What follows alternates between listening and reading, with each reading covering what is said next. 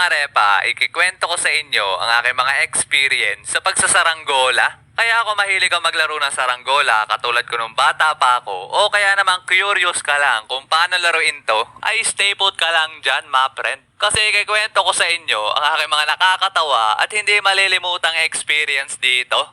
Nung elementary kasi ako mga repa, ay isa to sa paborito kong laruin, lalong-lalo na pag ganito kainit ang panahon. Kasi sa tuwing summer break kami lagi naglalaro na ito. Dati kasi, sa tuwing sasapit ang bakasyon, ay diretsong iyaan na agad kami ng kaibigan ko na magsaranggola. As in, hindi kompleto bakasyon namin hanggat hindi kami nakakapagpalipad na ito. Kaya naman naging malaking parte ng childhood ko ang pagsasaranggola. Ang gagawin pa nga namin noon sa isang buong araw ay magagawa lang kami ng saranggola kasi kinabukasan magpapagandahan kami ng gawa. Kaya naman kung saan-saan kami napapadpad sa barangay namin para lang makahanap ng mga materyales na gagamitin namin. Ano boy, kompleto na ba mga materyales mo? Oo boy, kompletos ricados na ako. Dami ko nakita plastic doon sa dagat. Makapunta nga din doon. Kulang kasi itong nakita kong plastic. Uy, anong lalaro nyo? Pasali ako? Magagawa kami ng saranggola ngayon tapos bukas namin papaliparin. Tara, sali ka. Gawa ka din ngayon. Ah, sige. Kita-kits na lang bukas.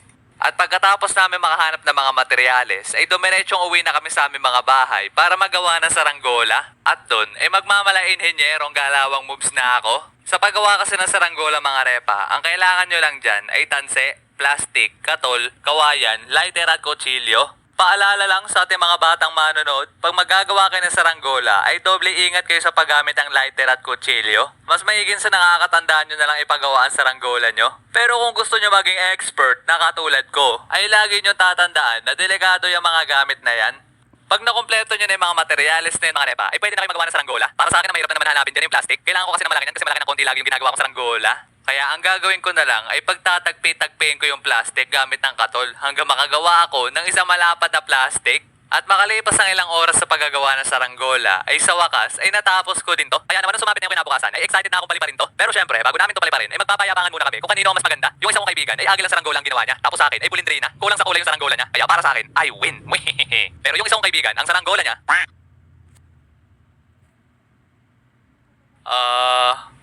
dahon ang dinala mo? Oo, pakpaklawin. Nasaan saranggola mo? Ito ang saranggola ko. Ito pa nga ang tali ko.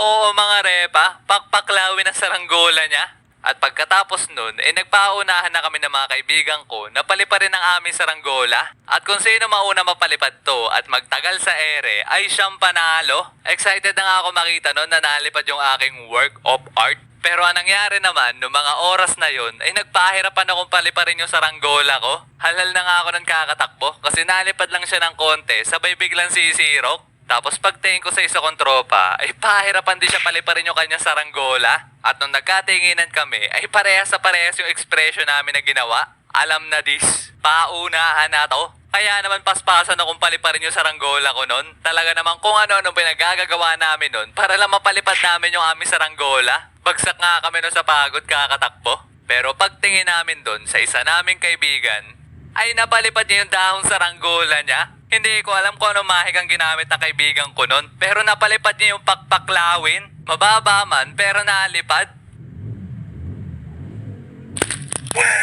At makalipas ng ilang minuto at konting mekanismo sa aming saranggola, ay sa wakas ay napalipad din namin to. Kasi pag hindi namin yung napalipad sa may parang, ay wala na kaming no choice kundi palipad din namin yung sa may dagat. Ayaw pa naman namin doon. Una, pag sumirok yung saranggola mo doon, maalis sa mataas sa puno ng nyug yan, masampit. Okay naman sa may dagat yan, madiretso. Swerte ka pag sa dagat yung bumagsak kasi may chance pa na makukuha mo pa yan. Kaso mag-aantay ka lang na matagal at ipanalangin mo na dalhin ng alon yung saranggola mo sa may pangpang. Ang padalwa naman namin dahilan kung bakit ayaw namin doon ay dahil doon sa bahay na yon. Masungit at nakakatakot kasi matandang nakatira doon. One time nga sumirok yung saranggola ko sa loob ng bakuran nun. Noong mga oras na yun buo na nga loob ko na doon na lang yun at wala na akong balak yun kunin. Pero itong kaibigan ko ay kinonsinti ako na kunin ko daw yung saranggola ko sa loob kasi wala daw doon yung matanda at may pinuntahan. Kaya laking tuwa ako nun, sabay dalas-dali ako liban sa bakod. At makalipas ang ilang minuto na pag-scan ko sa loob ng bakuran ng matanda, ay sa wakas ay nakita ko din yung aking saranggola. At nung pag-upload ko ng saranggola ko, ay may nakita ako na lilisik na nakatingin sa akin sa may bintana.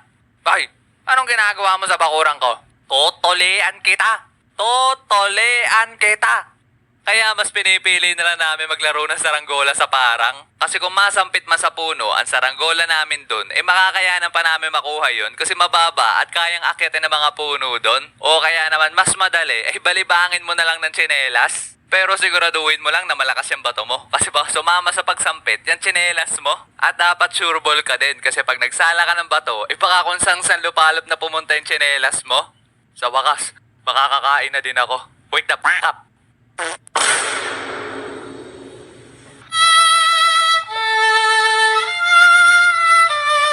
Meron pa nga kami nung labanan ng saranggola dati, tawag ay dagitan. At nangyayari lang to pag yung sobrang dami nagpapalipad na saranggola sa iisang lugar. Kasi may posibilidad doon na magbuhol yung tansi ng dalawang saranggola pag hinangin. Pag napalipad na kasi namin yung saranggola namin at steady na siya sa ere, ay iniiwan na namin yung pulunan ng aming tansi at napunta na kami sa Malilom at magkwekwentuhan.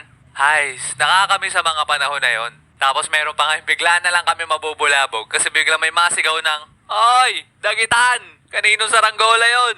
Talaga naman biglan tayo sa kinakaupuan at karipas ng takbo para matingnan kung saranggola mo ba yung nakadagitan. Ang mangyayari kasi dun mga repa ay pag nagkabuhol ng tansi nyo ay maglalabanan kayong dalawa at hihila-hilahin nyo ang inyong tansi. Yung back and forth na hila na para ba naglalagare. Pag inano nyo kasi tansi ng saranggola nyo ay magpapagaspas pakpak neto na parang ibon at makakatulong to para mag-steady sa ere saranggola nyo at hindi sumirok. Tapos kakailan yung dalawa na kalaban mo sa inyong tanse ay makakaskas sa makakaskas to hanggang isa sa inyo ay maputulan ng tanse. At kung sino maputulan ng tanse sa inyong dalawa ay siyang talo.